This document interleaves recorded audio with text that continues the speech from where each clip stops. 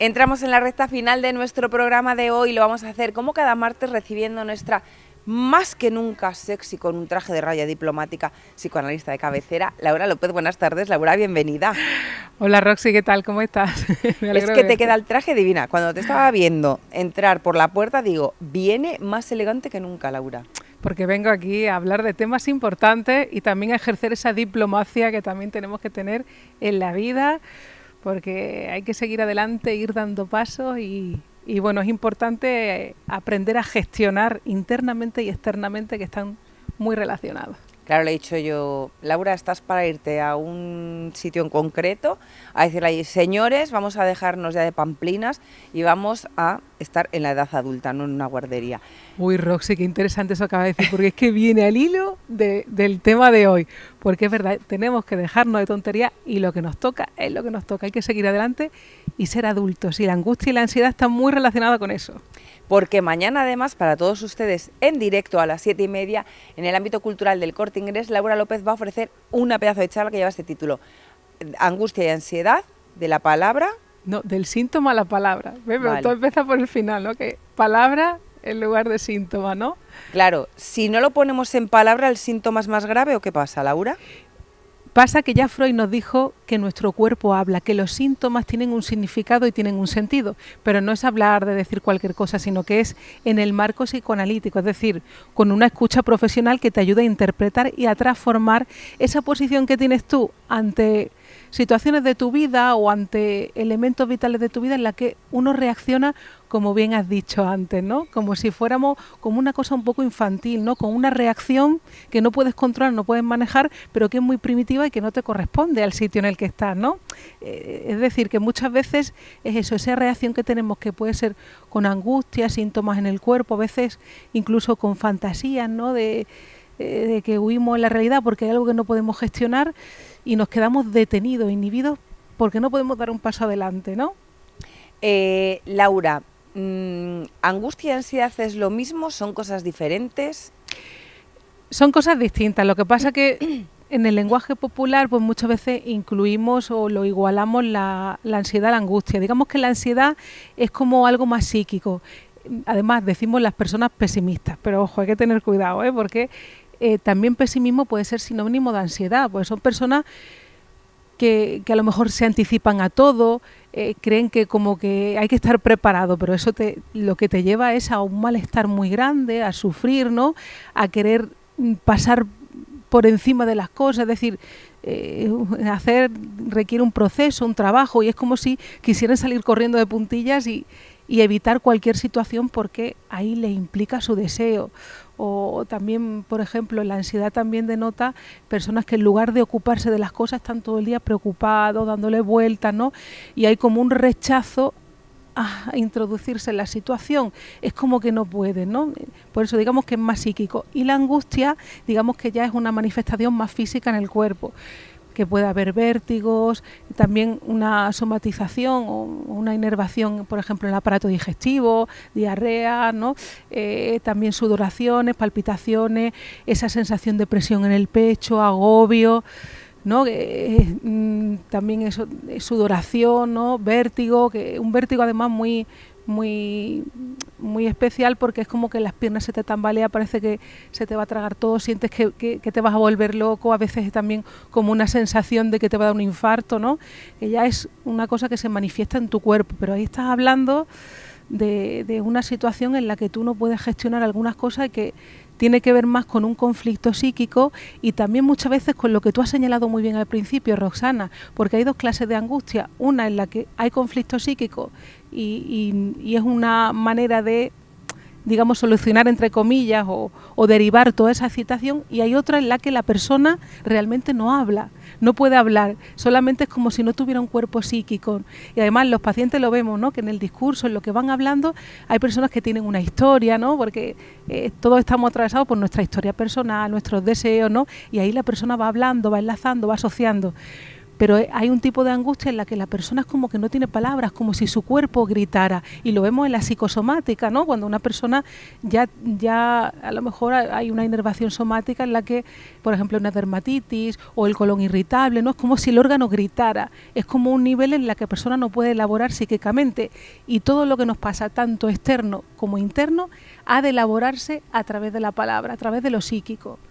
Pero ¿cómo es esa angustia, esa ansiedad, esos miedos o todo lo que tenemos ahí acumulado hace que un órgano deje de funcionar correctamente? Por ejemplo, lo del colon irritable que acabas de decir, o todos los demás problemas. A mí, por ejemplo, yo me contracturo normalmente. A todos nos pasa un poquito algunas cosas, ¿no? Claro.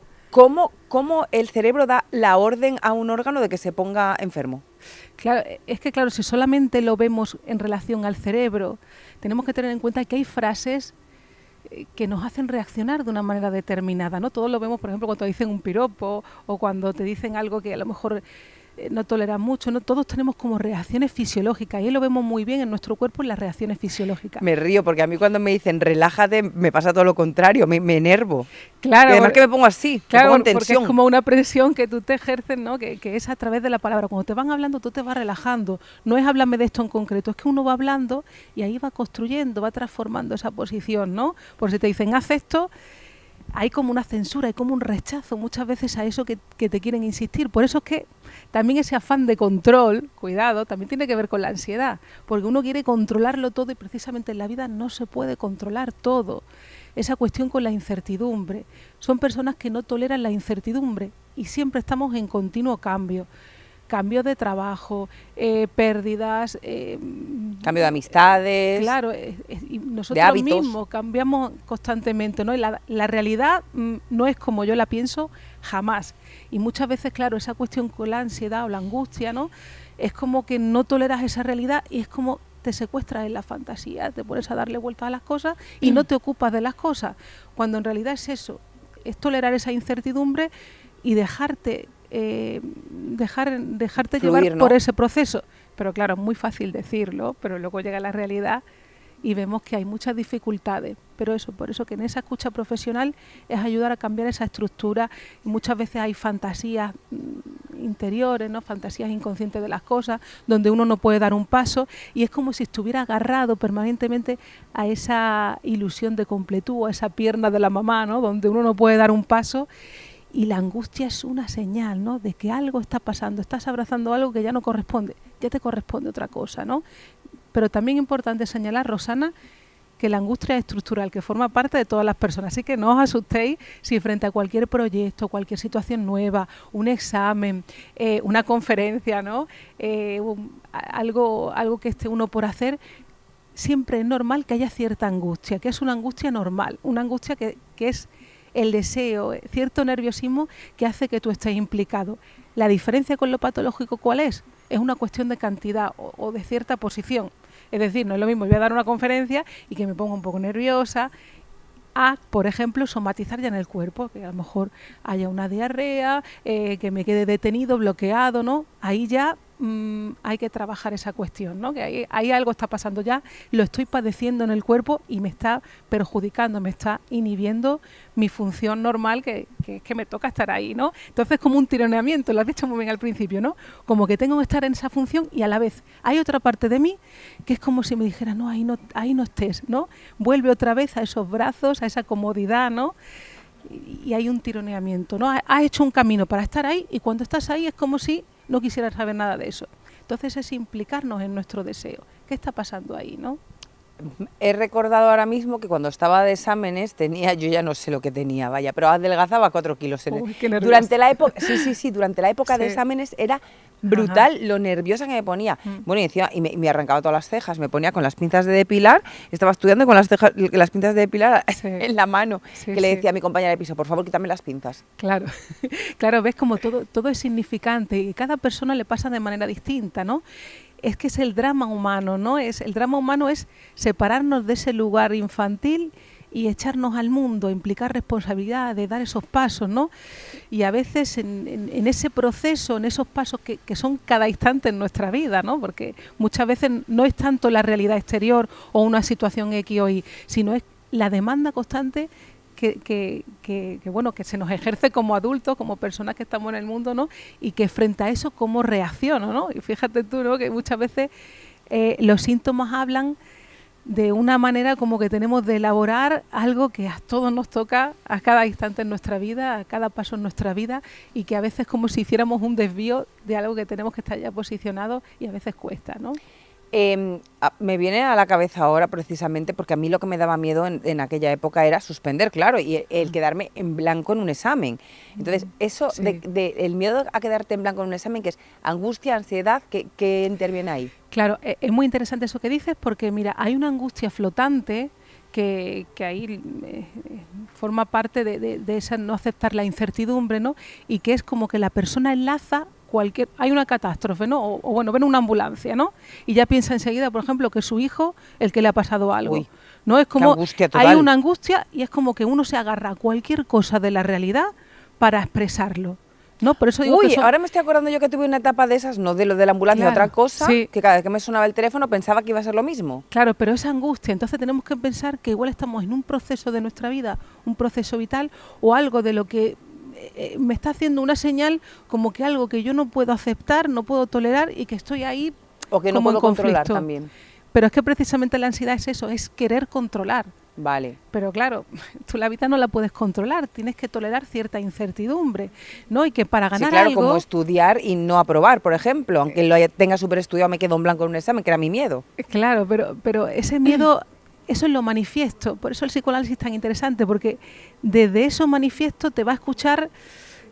De por qué te pasa eso, ¿no? Que claro, no es tanto eso, sino son otras cosas, ¿no? Por ejemplo, Freud hablaba de los sueños de angustia, ¿no? Los sueños de angustia son las pesadillas. ¿Y ahí qué pasaba? Cuando tenemos pesadillas, ¿no? Por ejemplo, nos persiguen los ladrones, etcétera, pues de repente hay un momento en el que despertamos, ¿no? Y claro, eso es justo cuando estoy a punto de que mi conciencia dé cuenta de un deseo que hay en mí prohibido, del que no quiero saber nada, ahí me despierto. Entonces ahí estoy hablando de una angustia de la persona, ¿no? Cuando estoy a punto de rozar algo que está prohibido, que no corresponde. Pues y ahí despierto. Hablando de eso, tuve una temporada, era pesadilla, que no sé por qué la tenía, sí. Que alguien me venía persiguiendo cerca de la casa de mis padres, intentaba salir corriendo y no podía correr. O sea, me quedaba quieta y veía cómo iban a venir a por mí y no podía correr. Claro, por eso son sueños típicos, ¿no? Pero yo creo que ya sé por qué es, fíjate, hablando ahora contigo, creo que sé de dónde me viene. Claro, es que habla de la angustia de la persona, de procesos vitales, ¿no? Por eso es interesante que no es este síntoma, te doy tal cosa No, es que está atravesado por toda la historia de la persona, la historia de deseo, su posición frente a las cosas de su vida, frente a su propia historia, la manera de reaccionar, ¿no?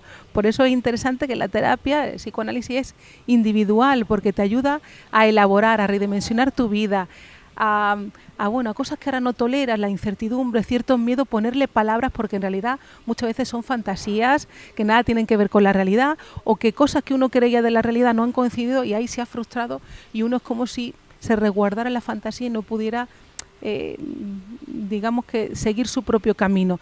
Y muchas veces también vivimos en frases de otras personas o incluso nos resguardamos en recuerdos y cosas anteriores que no nos sirven para nuestra vida. Entonces ayudarnos a construir una estructura mental que nos ayude a vivir la vida que nosotros estamos construyendo, la vida que tenemos por construir.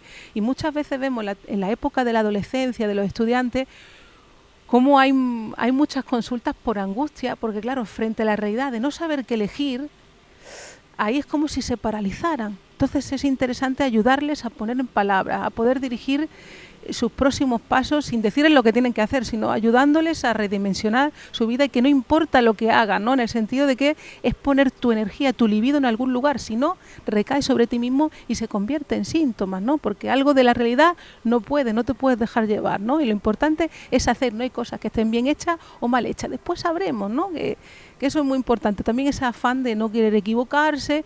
No, es que en la vida uno va haciendo y en la vida te vas encontrando los caminos porque te vas relacionando con la realidad. Y hay personas que quieren vivir en su mente y luego aplicarlo a la realidad. Y eso es un choque total, ¿no? Porque es en la realidad donde uno va tomando decisiones y donde vas elaborando tu camino. Laura, la angustia nos has dicho que es del ser humano. ¿La ansiedad se puede superar? Por supuesto que sí. Además, es muy interesante eso también que dice, porque no hay que normalizarla, ojo, porque muchas personas dicen, yo es que soy muy ansioso, lo toman como algo normal, como si fuera parte de su personalidad y su vida. No, para nada.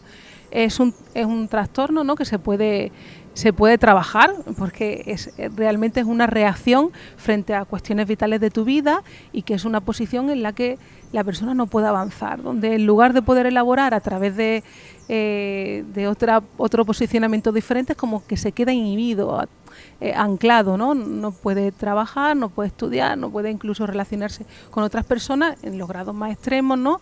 Pero es que te impide tu vida. Entonces es necesario decir que no se aprende a gestionar, como yo he escuchado muchas veces, sino que se puede transformar.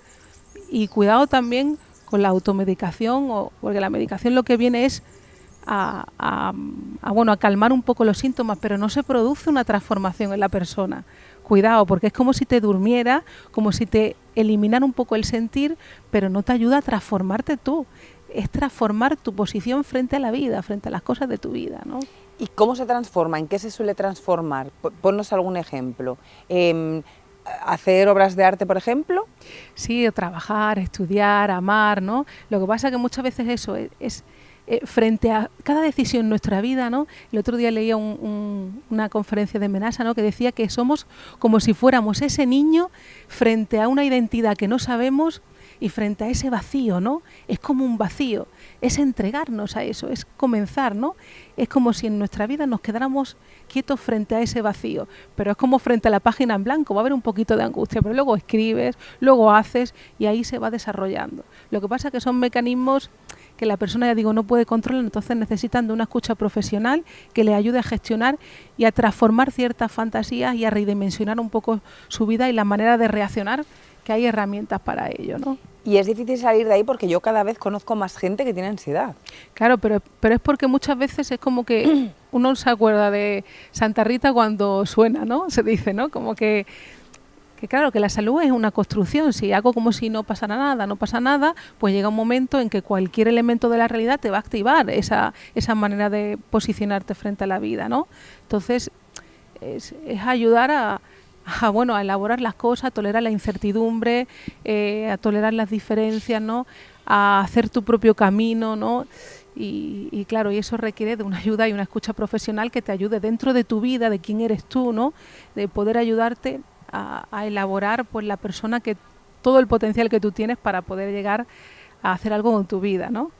Los ciudadanos de a pie no profesionales de la salud mental, en caso de encontrarte con alguien que esté con una ansiedad brutal en ese momento, que lo único que podemos hacer que es darle una bolsa de estas para que hiperventilen. No, que hable. Ayudarle a hablar, sin juzgarle, que voy a poner en palabras, ¿no? Lo que pasa es que ya requiere de una escucha profesional. Porque sí, muchas veces, pero para pasar ese momento de angustia máxima en ese momentito que estamos viéndolo. Acompañarle y escucharle, porque es como si no uno le quiere tapar la boca al otro, decirle esto, decirle lo que tiene que hacer, no, es escucharle, porque es como esa angustia flotante que decimos, necesitas ponerlo en algún lugar, se agarra a cualquier cosa para manifestar eso, ¿no? Entonces es escucharle, dejarle hablar, ¿no? Sin juzgarle, ¿no? Porque muchas veces de que lo que tenemos miedo son de nuestras propias palabras, de nuestras propias fantasías, de cosas que huimos de nosotros mismos y que entramos como en un terror frente a ese vacío, ¿no? O frente a algo que no toleramos, que más que de la realidad tiene que ver con nuestro propio deseo, ¿no?